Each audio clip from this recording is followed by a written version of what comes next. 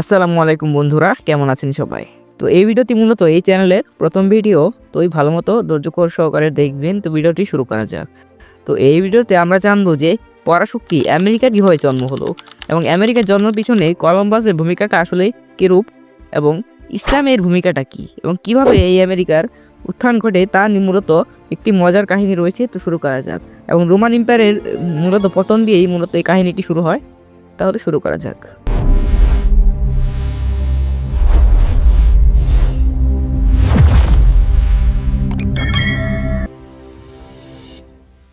পবিত্র কোরআনের একটি বিশেষ সূরা হলো সূরা রুম। এই সূরাটি নাজিল হয়েছিল তৎকালীন বিশ্বের অন্যতম super power the great Roman এম্পায়ারকে কেন্দ্র করে। শুধু রোমানরাই নয়, কোরআনে বারবার উঠে এসেছে ফেরাউন, নমরুদ কিংবা জুলকার নাইনের মতো বিভিন্ন যুগের পরাশক্তিদের কথা। একজন সচেতন মুসলিম হিসেবে নিজের সময়ে সুপার পাওয়ারগুলোকে চেনা এবং তাদের ইতিহাস জানা খুবই গুরুত্বর সহকারে অত্যন্ত জরুরি। আর আজকের পৃথিবী সেই অঘোষিত সম্রাট হলো আমেরিকা।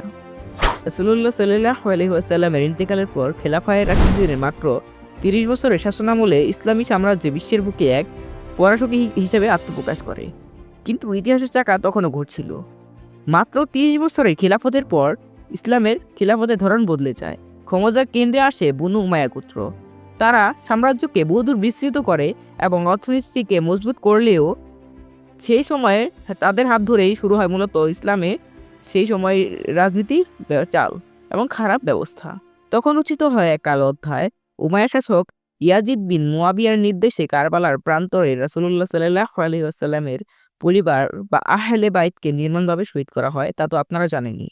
পরবর্তী ৭০ বছর পর উমাইয়ারা দাপটের সাথে শাসন করলেও মুসলিম বিশ্বের হৃদয় থেকে কারবালার কথা মুছতে পারেনি। তদুপরি অনারবদের প্রতি উমাইয়াদের বৈষম্যমূলক আচরণ মানুষের ক্ষোভের আগুনে ঘি ঢেলে দেয়।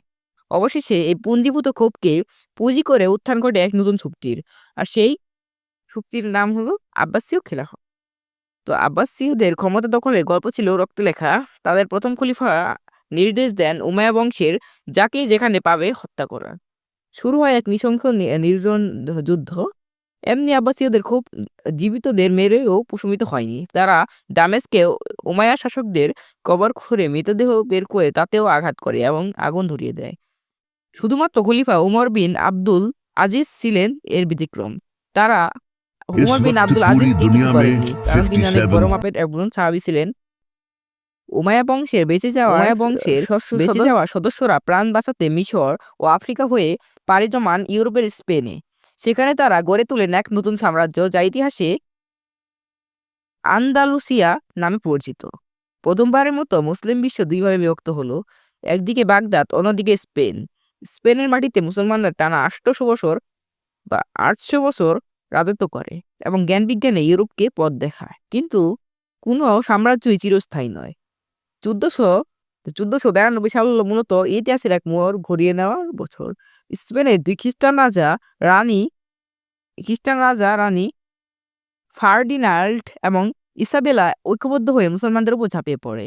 শুরু হয় নির্মম গণহত্যা। তবে সেই সময় মুসলমানদের অভিভাবকহীন ভাবার কারণ ছিল না। তৎকালীন সুপার পাওয়ার উসমানীয় সালতানাত বা অটোমান এম্পায়ার তাদের নৌবাহিনী পাঠিয়ে স্পেন থেকে হাজার হাজার মুসলিম ও ইহুদিকে উদ্ধার করে এবং সম্মানের সাথে নিজ সম্ভ্রান্তে আশ্রয় দেয়।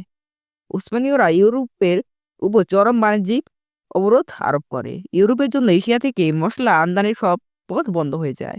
আর সেই যুগে মসলা শুধুমাত্র স্বাদের জন্য নয়, বরং খাবার সংরক্ষণের জন্য, তাছাড়া বিভিন্ন চিকিৎসা ক্ষেত্রে মসলা ব্যবহার করা হতো। ইউরোপ তখন দিশেহারা।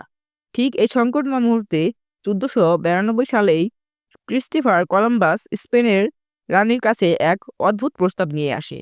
তিনি সমুদ্রপথে ভারত যাওয়ার নতুন রাস্তা খুঁজবেন। ভারতের খোঁজে বের হয়ে কলম্বাস ভুলে পৌঁছে যান আমেরিকায়। কিন্তু তিনি তার মৃত্যুর আগ পর্যন্ত ভেবেছিলেন যে আমেরিকাই হলো ভারত। তাই তার